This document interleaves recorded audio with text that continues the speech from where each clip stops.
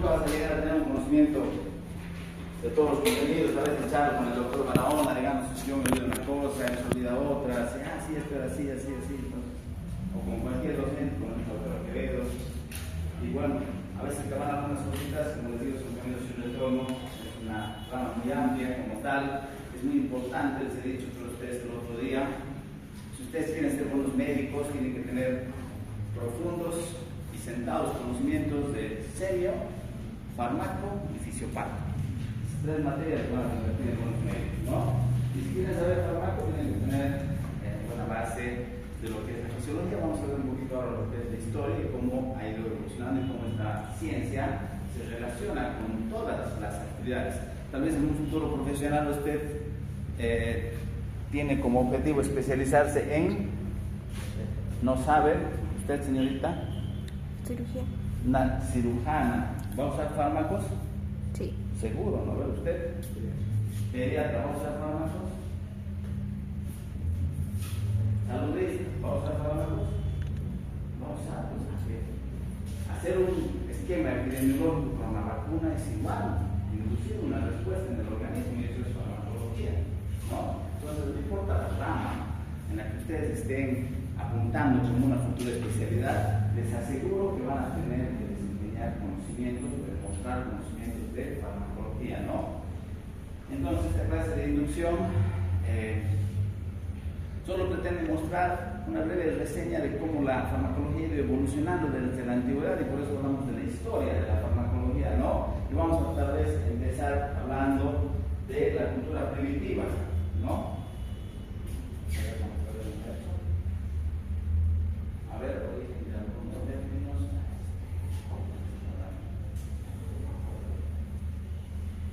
No sé si es porque estoy usando algo que no es PowerPoint, o es porque estaban presentado. Bueno, entonces vamos a ver las culturas a través de las cuales se puede clasificar desde un punto de vista tal vez conceptual la evolución de la farmacología, ¿no? En diferentes periodos en los que ha habido cambios trascendentales que han permitido un cambio en el enfoque del conocimiento, en el entendimiento del uso terapéutico de sustancias químicas que nosotros conocemos como fármacos, ¿no? Hablamos tal vez de algunos vocablos que los vamos a usar con frecuencia y vamos a ver que provienen de raíces griegas, latinas, y vamos a hablar, por ejemplo, del término terapia, ¿no? Terapia proviene de la voz griega terapia, que originalmente hacía referencia a un servicio de cuidado, pero de deidades, ¿no? Luego de plantas, de animales, y luego en última instancia de personas, ¿no? Eso es lo que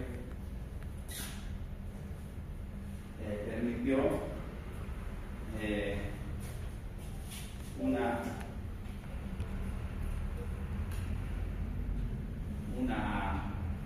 el uso de este término como lo tenemos en la actualidad.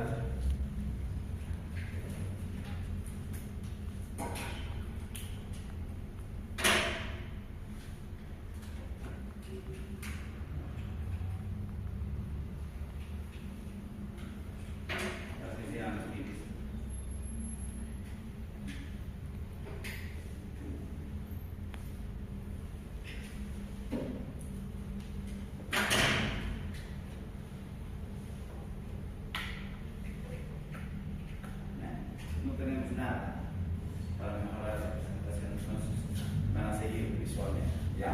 Entonces, terapia, que hace referencia a un cuidado, pero más espiritual tal vez, ¿no? De ahí viene el término que usamos actualmente como terapia médica, ¿no? Porque nosotros ofrecemos un cuidado o servicio a nuestros pacientes, ¿no?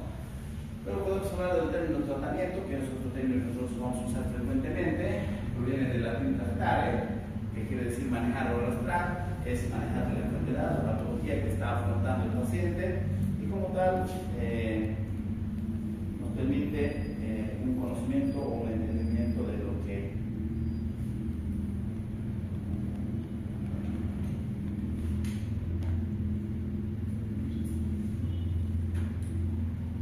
nosotros hoy por hoy hacemos como tratamiento médico, ¿no es cierto? El término curación proviene del latín curatio, es para que entiendan el término opuesto a injuria, que ustedes tal vez han escuchado el término injuria, que hace referencia al daño, ¿no? Ha tenido una injuria cardíaca, dicen, no ves un daño. Y lo opuesto a daño es curación, y ahí viene el término curatio, ¿no? Y fármaco, que es una voz griega que hace referencia a purificación o purga. Inicialmente los primeros fármacos eran purgantes que pretendían limpiar al organismo, en cierta forma lo hacían, eliminándolos de sus impurezas, pero no solo se entendía la alteración o en esas épocas antiguas, cuando se establece el término, no solo hacía referencia a una curación física, sino una curación también espiritual, ¿no? Como vamos a ver, le dan mucha importancia a lo que es algunas condicionantes de índole más espiritual, ¿no? Entonces ahí tenemos los periodos que nosotros vamos a describir, una cultura primitiva, que podemos hablar desde los cavernícolas, los neandertales, con un conocimiento pobre, escaso, basado en el empirismo, en las experiencias, una cultura clásica que ya se vuelve un poquito más técnica, científica, con diversas teorías que tal vez las puedan concebir como erradas, pero no dejan de tener algunas características interesantes, la cultura moderna, la cultura contemporánea y la terapéutica experimental que actualmente realizamos en el siglo XXI, ¿no? Entonces, para hablar de las culturas primitivas, como les digo, hablamos de los primeros hombres sobre la faz de la tierra. No estoy en contra de ningún tipo de creencia religiosa. Para mí también nosotros venimos a partir de la creación de Dios, pero para el entendimiento de cómo evoluciona la farmacología, los libros describen de esta manera un conocimiento instintivo, experimental. Es como un animalito, ¿no? ¿Han visto a los perritos? Cuando sacan a pasear a los perritos, encuentran algún tipo de césped, pasto, y lo comen, ¿no ve? Eso hacía el hombre primitivo. Encontraba en la naturaleza generalmente sustancias que le permitían aliviar sus males. Y esto se fue transmitiendo de generación en generación, se convirtió en una base de conocimientos, ¿no? De repente, por decirles algo, ¿no? Tomaban mate de manzanilla cuando tenían algún proceso inflamatorio y obviamente les aliviaban, ¿no? Entonces, estas experiencias basadas en el instinto, en la experimentación de una cosa y otra y otra y otra hasta encontrar algo que realmente les pueda producir algún tipo de beneficio, permitió establecer un tipo de conocimiento aplicado en esta época de la cultura primitiva. Tal vez vale la pena mencionar que los primeros hombres en la faz de la Tierra, desde un punto de vista evolutivo, no tenían ningún tipo de creencia religiosa, ¿no? Poco después se establecieron las creencias en las deidades, ¿no? Que pueden ser muy variadas incluso en esta aula, ¿no? Unos creen en Alá, otros creen en Dios, otros creen en, no sé, ¿en quién? ¿Ateos? Otros no creen en nada, como los ateos, ¿no? Entonces, los primeros hombres no tenían ese tipo de creencia, ¿no? Entonces, la aplicación de la sustancia para el beneficio de su salud era netamente empírica, no basada en las experiencias. Pero después, ya desde el hombre de Neandertal, ya se puede encontrar en las investigaciones del pasado algunos antecedentes de que esas culturas ya tenían creencias religiosas, ya creían en deidades, en imágenes, ¿no? Ya tenían una creencia de un ser supremo, un ser superior, ¿no? Y los tratamientos estaban basados en ritos, ¿no? En rituales, ¿no? A nuestra época todavía perdura, ¿no? Si ustedes van a un yatiri o un curandero de nuestro medio, para el control de una patología que van a hacer las 7 estimadas, ¿no ves? Ese es su mecanismo de entender y se ha transmitido a lo largo de los siglos como a través de un ritual se puede curar una enfermedad. Yo respeto, por si acaso, ¿no? No creo, pero respeto, ¿no? Entonces, en esta época se establece la teoría de las signaturas en estos periodos, ¿no? En la que ellos dicen, la naturaleza nos ofrece una serie de productos naturales que tienen similitudes con el cuerpo humano, y si tiene algún tipo de similitud es porque es beneficioso. Es interesante. Obviamente todos van a darse cuenta a qué se parece una nuez. Al cerebro. ¿Y qué tiene la nuez? En su composición ya está demostrado científicamente. Excelente, omega, ¿no ve? Y son útiles para el metabolismo cerebral, ¿no es cierto? Entonces, ellos establecían estas teorías en base a similitudes. Igual decían la flor de la amapola, perdón, la expresión está en el libro, parece una vulva vaginal. Entonces, para patologías que asientan sobre la vulva vaginal, usaban el extracto de la flor de amapola, ¿no ve? Tópica y oralmente, ¿no ve? Entonces, de cierta forma, en base a este conocimiento que se llama la teoría de las signaturas de los similares, usaban sustancias de la naturaleza con similitudes con una estructura de nuestro organismo para tratarlas, ¿no?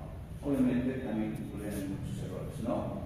Luego viene la cultura clásica, ya la cultura griega, ya hay un conocimiento un poquito más técnico, ya se empieza a entender a la evolución de la enfermedad como parte de una alteración de la fisiología humana, no tal vez en esos términos, pero se establecen conocimientos un poco más certeros y inicia tal vez el primer indicio de lo que es un conocimiento un poquito más técnico, ¿no es cierto? Pero aún así en estas épocas los conocimientos eran más rudimentarios. Ellos pensaban que todos los componentes en nuestra Tierra eran o resultaban de un equilibrio entre la tierra, el fuego, el aire y el agua.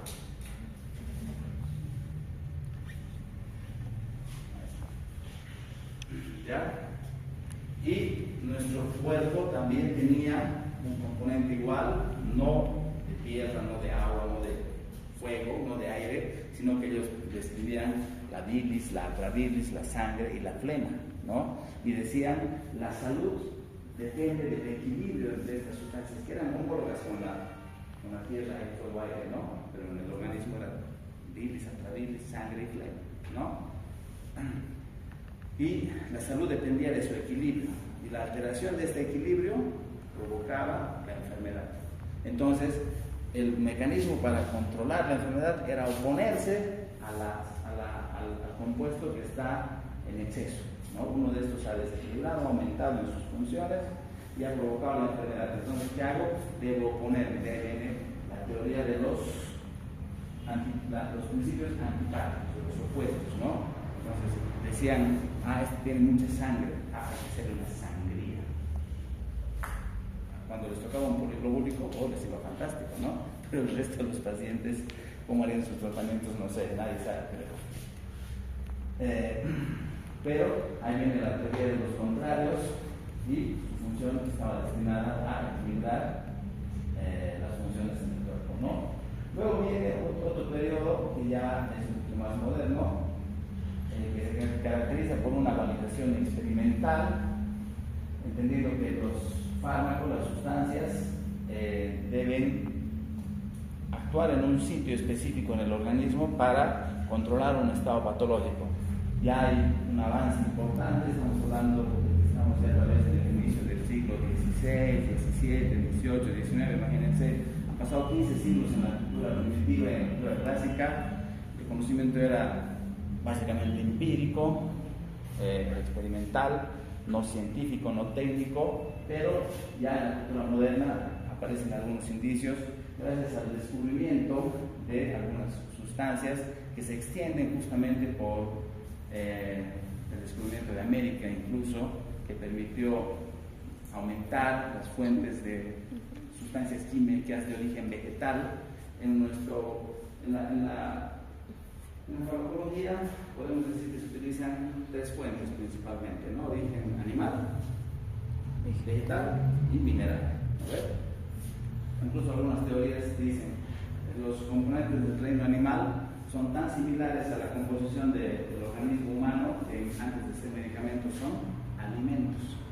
Los componentes del reino mineral son tan opuestos, tan diferentes a la estructura del organismo humano que antes de ser medicamentos son venenos.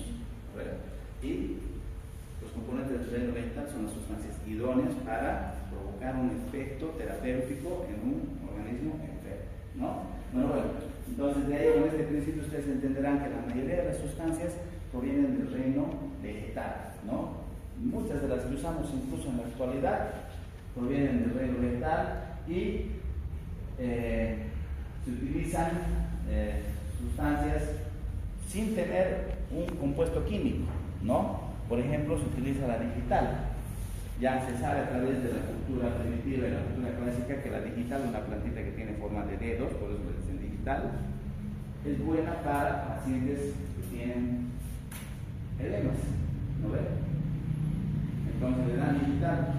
¿Qué es el digital? Es un fármaco cardiotónico, mejora la contractilidad cardíaca, permite la reabsorción de los edemas, ¿no ven? Y ellos saben que cura el edema, no tienen un conocimiento como el que tenemos ahora de toda la fisiopatología, por así decir, de la insuficiencia cardíaca. Bueno, la insuficiencia cardíaca está llevando un edema, ¿no?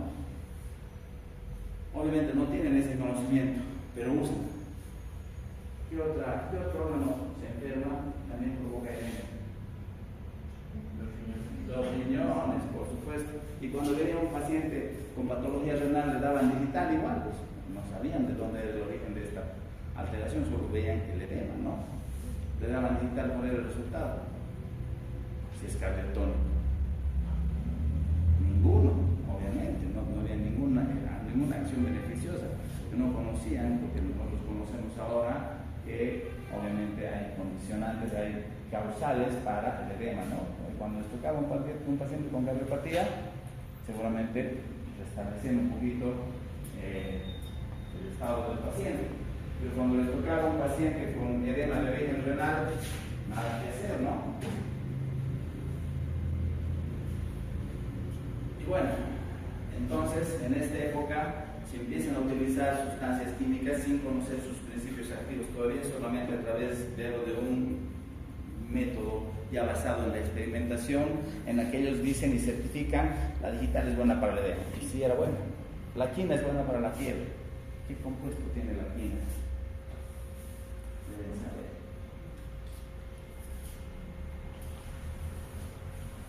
Quinina. ¿Para qué se usa? Para la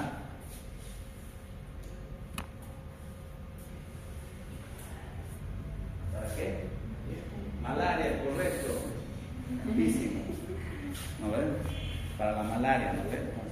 Tiene efecto antimalaria. En esas épocas seguramente la malaria era endémica, y todos los pacientes que venían con fiebre, el 80% era por malaria. Y le daban quina, efecto antiparasitario, controlaba la parasitosis, controlaba la fiebre, ¿no? No sabían cómo, no sabían dónde actuaba, pero sabían que para la fiebre tenían que usar quina, ¿no? Y bueno, cuando correspondía, le aceptaban y curaban, ¿no? Y así, diversas sustancias se iban utilizando sin tener tal vez un conocimiento técnico específico o científico como el que tenemos ahora, pero ya experimental, basado en un conocimiento demostrado, ¿no? Ya aparecen por ahí también algunos indicios de estadísticas, ¿no? Ya demuestran cómo con una sustancia de origen vegetal se lograba el control de una patología, y es así que se popularizan y se convierten en sustancias útiles, ¿no? Aquí también, en la cultura contemporánea, los boticarios se convierten en químicos farmacéuticos, y esto permite que el estudio, la investigación de estas sustancias químicas, hablemos de la digital, permita a los boticarios identificarles la ultraestructura química responsable de este efecto. Entonces no hablábamos de la plantita digital, hablábamos de digoxina, ¿no ve? O digitalina, si quieren ustedes, ¿no?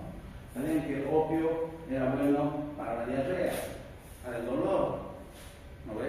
Pero en esta época, en la cultura contemporánea, aíslan la morfina, ¿no? Un boticario alemán, Turner, logra aislar el opio de la amapola, logra aislar la morfina y le da el nombre de morfina en atributo al efecto inócuo que tiene esta sustancia, haciendo referencia al dios griego de los sueños, Morfeo, ¿no? Y la morfina la usamos en la actualidad, ¿no ve? Se sigue usando. Pero lo que caracteriza la cultura contemporánea es el gran paso de identificar sustancias químicas de los compuestos que usábamos en la cultura moderna, los mismos, pero identificando su principio activo. ¿No ve? La sustancia responsable de una acción en el organismo. Entonces ya vamos asentando el conocimiento, ¿no? Y no solo eso. Además de aislar el principio activo, logran sintetizar el principio activo, logran producirlo de manera artificial, si quieren ustedes, ¿no ven? Ya no tienen que, digamos que si quieren producir digitalina o digoxina, tenían que tener un campo de plantación de la plantita esta digital y traerla, purificarla, molerla y toda la historia, y a partir de esto extraer su compuesto activo y aplicarlo de una manera terapéutica farmacológica, ¿no ve? Pero tenían que extraerlo de la misma planta. Pero en este lugar también inicia la síntesis química, ya se vuelve una sustancia artificial completamente, ¿no ve? No tiene la misma estructura de la digital, de origen vegetal, pero es producida en un laboratorio. Esto provoca una revolución industrial en el campo de la industria farmacéutica. Se establecen grandes plantas de industrias de producción de sustancias químicas y se desarrolla una gran variedad de sustancias que además permiten clasificar lo que hoy tenemos como familias de fármacos. Hay familias de hipnóticos, hay familias de diuréticos, hay familias de analgésicos, hay familias de antipiréticos. Entonces ya como que se van enfocando, ya la farmacología va teniendo va asentando su conocimiento a lo que tenemos actualmente gracias a este conocimiento.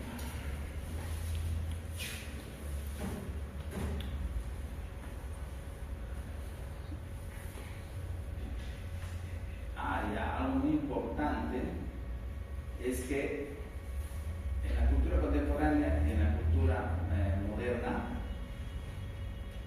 en la farmacología del siglo XX, que también aplicamos en el siglo XXI, la farmacología del siglo XX inicia un proceso interesante, y esto también quiero que lo entiendan.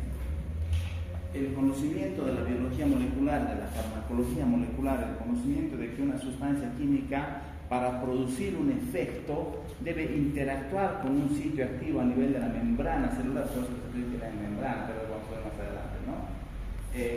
Interactúa con un sitio específico a nivel de la membrana, permite identificar la estructura de la membrana celular, esto que nosotros lo denominamos receptores, ¿no ve? Identifican la estructura del receptor e inician un campo completamente nuevo. Ya no utilizan sustancias de origen vegetal, sino inicia la síntesis de sustancias nuevas. Por eso ahora dicen los fármacos no se descubren, se inventan. Ya no hay en la naturaleza. Yo conociendo la estructura de este receptor,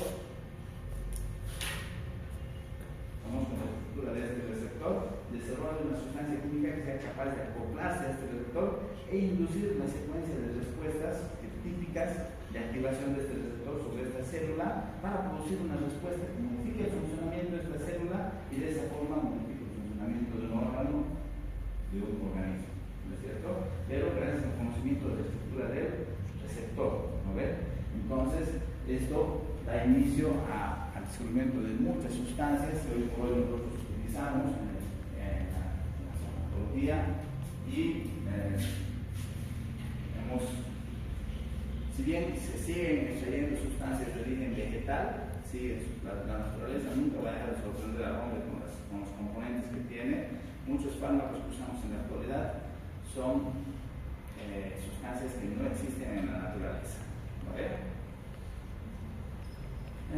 Bueno, entonces lo mismo.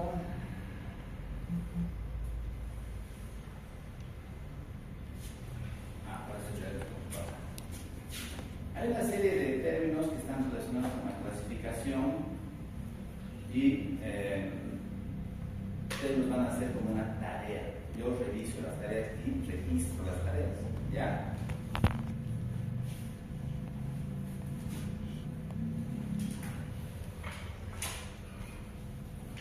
Entonces, ustedes me van a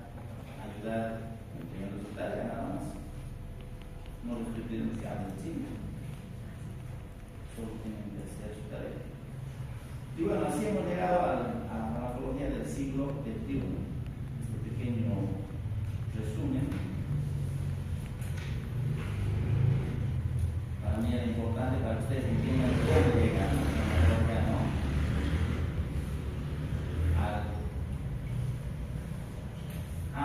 Existe la farmacología del siglo XX, hemos dicho, ¿no es cierto? Estoy viendo, destaca un investigador, se llama Paul Ehrlich, ¿no? Que hace referencia a las balas mágicas. Dice que el conocimiento del sitio activo donde actúa una molécula exógena permite especificidad en las acciones de una sustancia.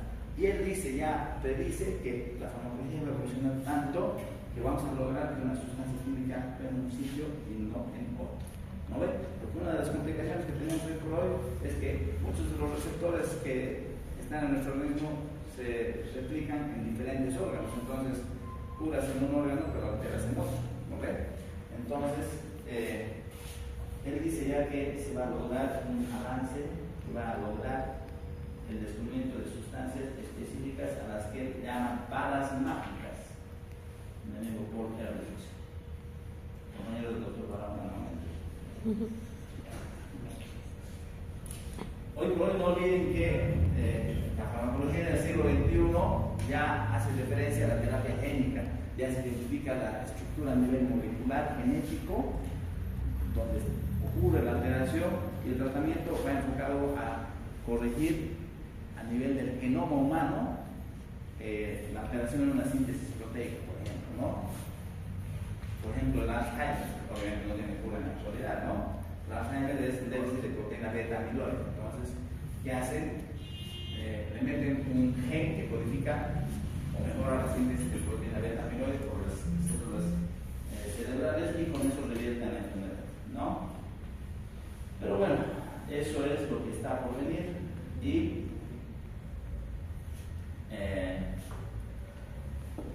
nosotros no sabemos qué irá a pasar con la evolución de la farmacología, pero mientras tanto tenemos que ir a paso firme. Como hoy lo han visto, no es de un día a otro lo que ha ocurrido para asentar los conocimientos. Además, no olviden que el descubrimiento de las bacterias, el descubrimiento de los procesos fisiológicos, fisiopatológicos de nuestro organismo han permitido también a la farmacología llegar al sitio que ocupa hoy, con un importante apoyo o resguardo de la humanidad, yo diría, ¿no? Entonces, anótense, quiero la tarea en hojas, no quiero en tablets, por si acaso, quiero ver que ustedes escriban puño y letra, ¿ya? Aunque sea escrito en tablet, no vale, porque conozco aplicaciones que lo convierten en apuntes, ¿no ven? Un texto. Bueno, van a definir fármaco.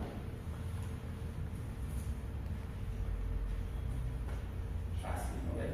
Farmacología. Medicamento. Ya hay algunas, ¿no?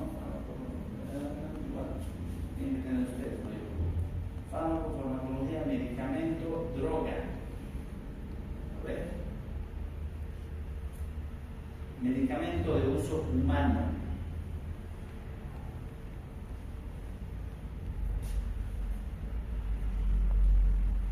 Medicamento veterinario, por si acaso. Principio activo.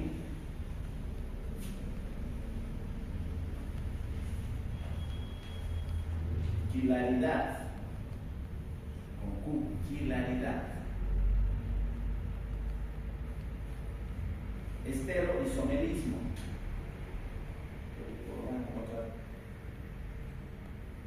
Más que igual. Esteroisomerismo.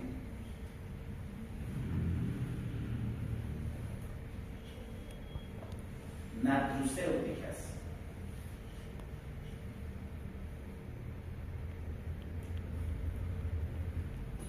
Xenobióticos con X.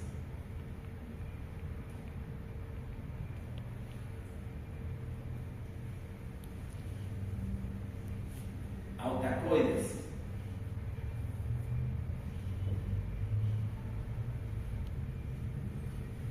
Profármaco.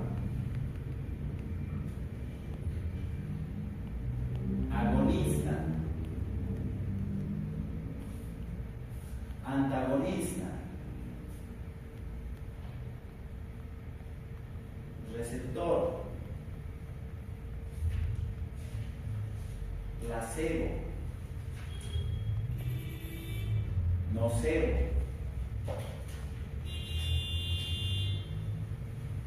adherencia, biosimilar,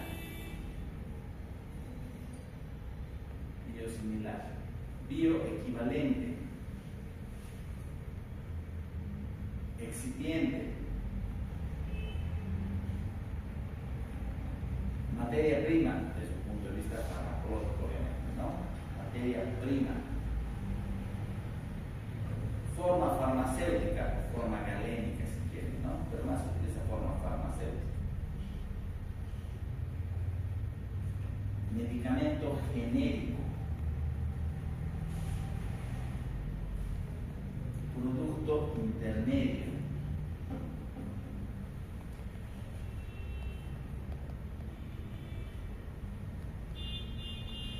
fórmula magistral, preparado oficinal, medicamento en investigación,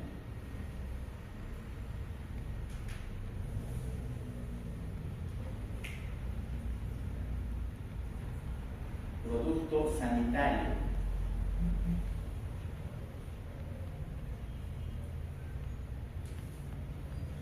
producto de cuidado personal,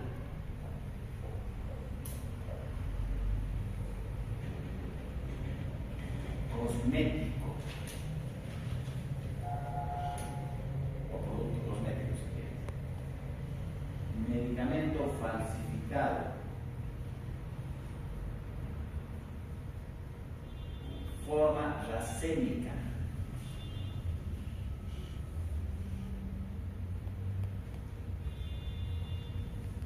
enantiómero,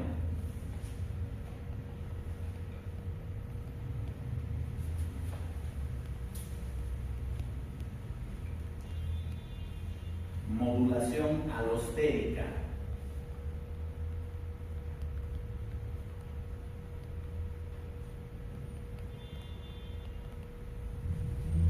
veneno orgánico,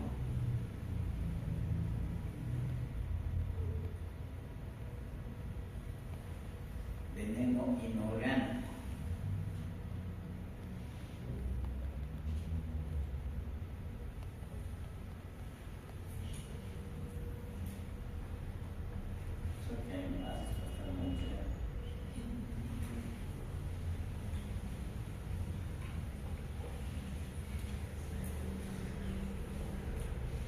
es importante destacar que los fármacos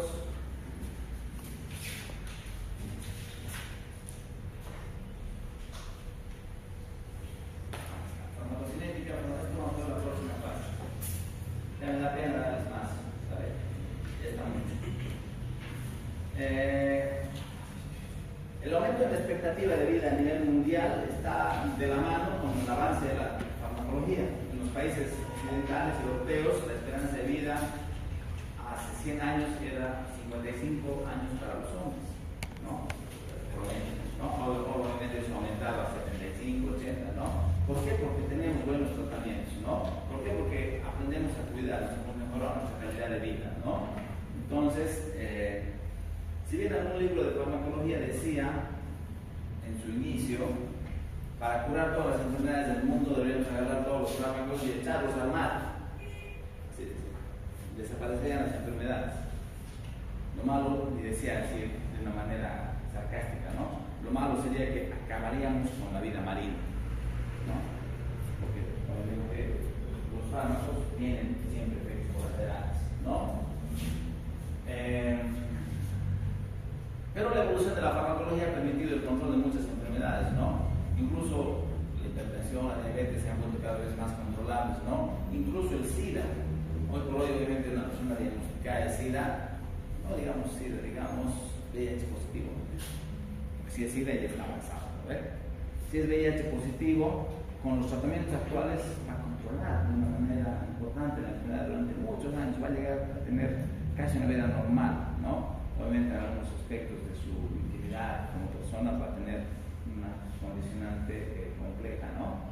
Pero en aspectos relacionados a su salud, esa persona puede llegar a tener 65 años cumpliendo bien su medicación, ¿no? Y teniendo también una buena respuesta individual, ¿no? Entonces, control de enfermedades, erradicación mediante algunas vacunas han permitido mejorar la calidad de vida, aumentar la esperanza de vida, ¿no? Van a tener en cuenta que muchas veces la industria farmacéutica nos propone sustancias químicas que ya existen solamente con un nuevo nombre y con una gran campaña publicitaria. Entonces hay que evitar incurrir en esta serie de complicaciones. Son los conocidos fármacos Me Too, que ellos también en inglés no veo, saben o conocen un poquito del idioma.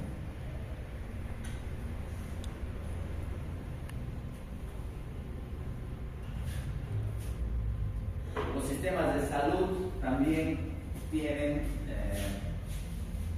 una participación importante porque ahora los seguros permiten el acceso a atención médica y al tratamiento, ¿no? Todos los personas que sean beneficiarios de un seguro de salud, y ahora los estados como Bolivia proveen el SUS, ¿no? Es la salud universal, ¿no es cierto? Todos tienen acceso a este sistema de salud. Entonces te permiten acceder a tratamientos, ¿no? Entonces, pero hay que tener cuidado. A ustedes les digo, futuros médicos, ¿no? Muchas veces el paciente asegurado acude a consulta y dice, doctor, me tiene que dar algo. Pero, señora, solo es un dolor de muela, terapia, ibuprofeno, no sé. No necesita un tratamiento farmacológico, pero la gente relaciona el tratamiento con la mejoría en la calidad de vida, entonces exigen tratamiento. Ustedes no tienen que dejarse convencer, solo tienen que usar fármacos cuando sea necesario.